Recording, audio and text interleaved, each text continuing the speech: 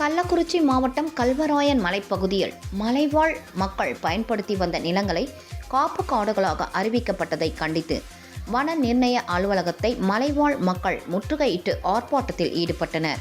கல்வராயன் மலையில் உள்ள சில கிராமங்களை தேர்வு செய்து அந்த கிராமங்களில் உள்ள நிலங்களை பாதுகாக்கப்பட்ட காப்பு காடுகளாக தமிழக அரசு அரசாணை வெளியிட்டது.